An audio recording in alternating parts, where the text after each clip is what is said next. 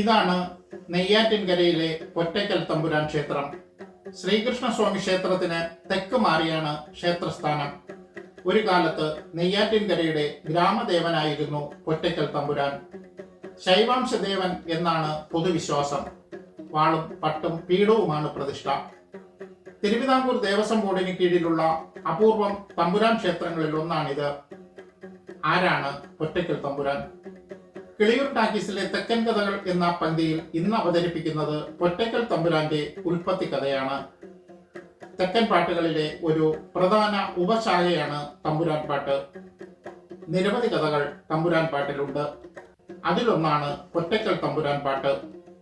പൊറ്റയ്ക്കൽ തമ്പുരാൻ ക്ഷേത്രത്തിലെ ആണ്ടുതോറുമുള്ള ഊട്ട് ഉത്സവത്തിന്റെ ഭാഗമായി തമ്പുരാൻ പാട്ട് അവതരിപ്പിക്കാറുണ്ട്. കണിയാർ എന്ന ഗണികർ വിഭാഗക്കാർക്കാണ് ഇതിനുള്ള അവകാശം. പൊറ്റയ്ക്കൽ തമ്പുരാൻ പാട്ടിലെ 4 വരി പരിചയപ്പെട്ട ശേഷം കഥയിലേക്ക് കിടക്കാം. കാരക്കുറിച്ചി തേവർകോട്ട എന്നു 2 രാജകുടുംബമെന്നാരേ.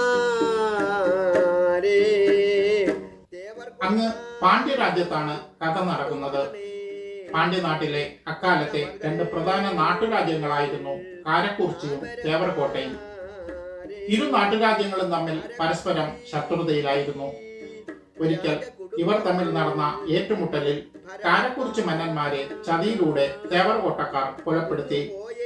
അതോടെ കാരക്കുറിച്ചിക്ക് നാഥനില്ലാതെയായി. കുടുംബത്തിൽ അവശേഷിച്ചത് പ്രായപൂർത്തിയാകാത്ത മായമ്മ എന്ന ബാലിക മാത്രം. മന്ത്രിയുടെ സഹായത്തോടെ ആ ബാലിക നാട് ഭരിച്ചു. പ്രായപൂർത്തിയായപ്പോൾ മായമ്മ റാണിയുടെ മംഗലം നടത്താൻ ബന്ധുക്കൾ തീരുമാനിച്ചു. അങ്ങനെ ചോളരാജ്യത്തിലെ രാജകുമാരൻ സോമപ്പെരുമാൾ മായമ്മയെ വിവാഹം കഴിച്ചു. മായമ്മയ്ക്ക് ഒരു ഉണ്ണി പിറന്നാലേ നാടിന് ഒരു നാഥൻ ഉണ്ടാവുകയുള്ളൂ. അതുകൊണ്ട് തന്നെ നാട്ടുകാരും വീട്ടുകാരും മനസ്സറിഞ്ഞ് പ്രാർത്ഥിച്ചു. ഒട്ടേറെ പൂജകളും വഴിപാടുകളും നടത്തി. ഒടുവിൽ അല്പം വൈകിയാണെങ്കിലും കൊല്ലവർഷം 515 ആണ്ട് മീനത്തിലെ ഉത്രം നക്ഷത്രത്തിൽ ഒരു സൽപുത്രൻ ജനിച്ചു. വീരമാർത്താണ്ഡ പെരുമാൾ എന്നായിരുന്നു അച്ഛനമ്മമാർ കുഞ്ഞിന് നൽകിയ പേര്. കൊട്ടാര രീതികൾ അനുസരിച്ച് തന്നെ കുമാരൻ എഴുത്തുവിദ്യയും ആയുധവിദ്യയും അഭ്യസിച്ചു. 17 വയസ്സിൽ അമ്മയിൽ നിന്നും നാട്ടുഭരണം ഏറ്റെടുത്തു.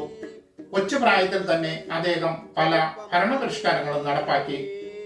രാജ്യാതിർത്തി നേരിൽ കണ്ട് മനസ്സിലാക്കാനും അദ്ദേഹം തീരുമാനിച്ചു. രാജ്യത്തിന്റെ പല ഭാഗങ്ങളിലും തേവർകോട്ടക്കാർ കയ്യേറ്റം നടത്തിയിരിക്കുന്നതായി വിവരം ലഭിച്ചതിനാലാണ് പെരുമാൾ അങ്ങനെയൊരു തീരുമാനം കൈക്കൊണ്ടത്. എന്നാൽ മായമ്മ റാണി തീരുമാനത്തിൽ നിന്ന് പിന്തിരിപ്പിക്കാൻ ശ്രമിച്ചു. തേവർകോട്ടക്കാർ ചതിയന്മാരായതിനാലാണ് റാണി ഭയപ്പെട്ടത്. എന്നാൽ പെരുമാൾ തീരുമാനത്തിൽ നിന്നും പിന്നോട്ട് പോകാൻ തയ്യാറായില്ല.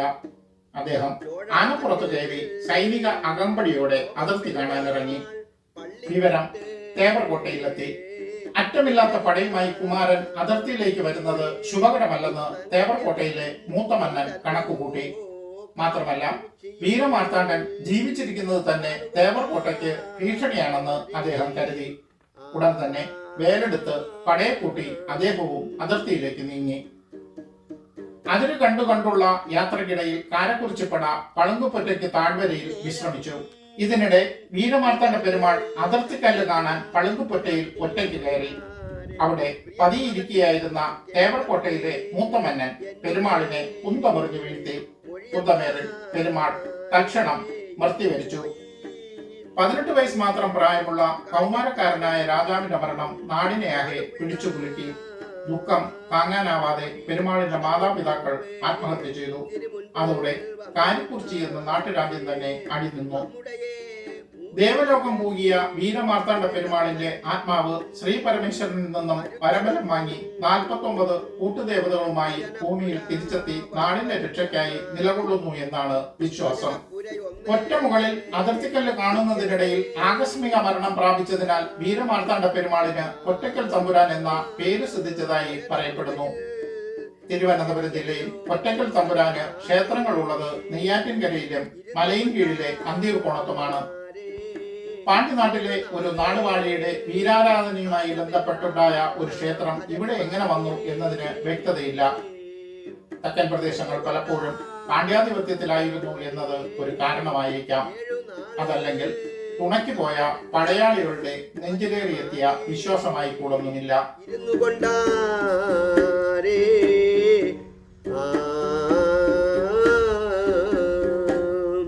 മറ്റൊരു തെക്കൻ കഥയുമായി വീണ്ടും കാണാം.